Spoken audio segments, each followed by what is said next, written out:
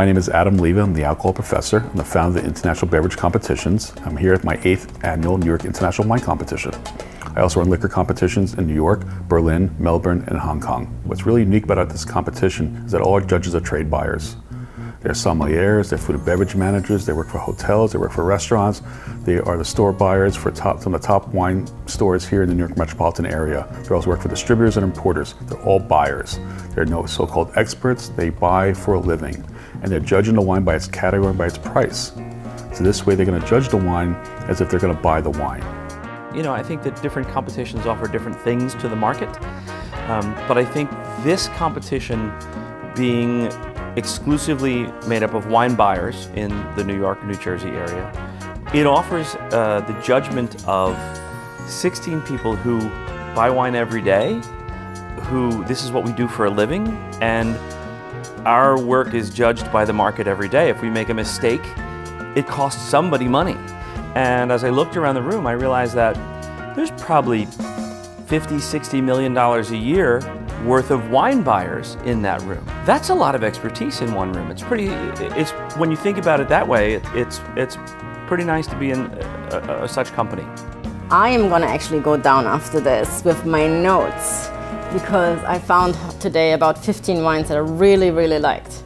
And I'm gonna take a look at them and see what they're really costing, and may actually be buying them for any of the consultant gigs that I have. It's a New York competition.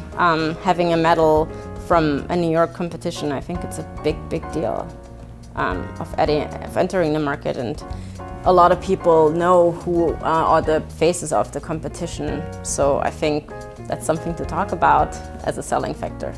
You have viable, employed buyers, not journalists, not someone who's like opinion makers, decision makers, that are actually influence makers in front of like probably the best customers in the world.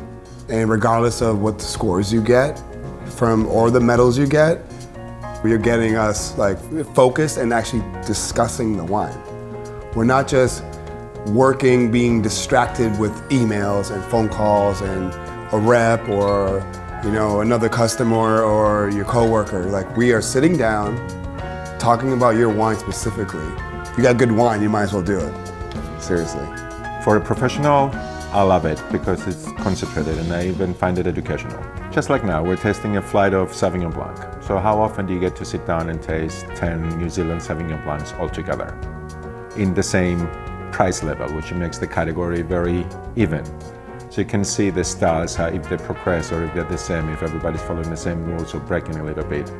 So as I said, it's a good way as we're sharing our opinions with consumers to give them a different opinion of everything. What makes this Sauvignon Blanc at $10 different than the other Sauvignon Blanc that is $10 and another one next to that is $10? There were 2 surprises today, which were from British Columbia. One was a Pinot Gris and one was a Gewürztraminer, which we were all taken by surprise. And we were like, okay, we'll take this. I would drink this at home, and you sit there and you take a step back and you're like, wow, this is a really nice surprise. I think it's just a really good avenue of getting the name out there and getting the product out there.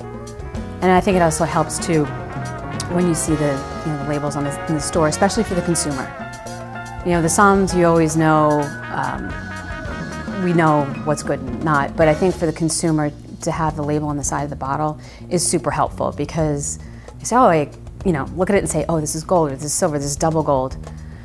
Okay, so somebody's judged this and somebody's tasted it, and it's been put through a panel. So I think that does help, especially on a lesser known brand or region, or even a grape variety.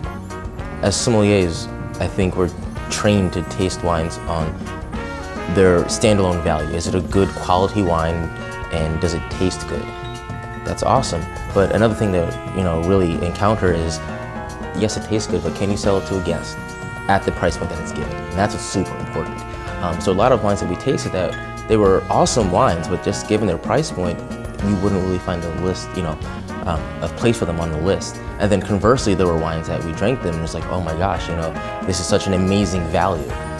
So kind of seeing that definitely has an impact on our scores.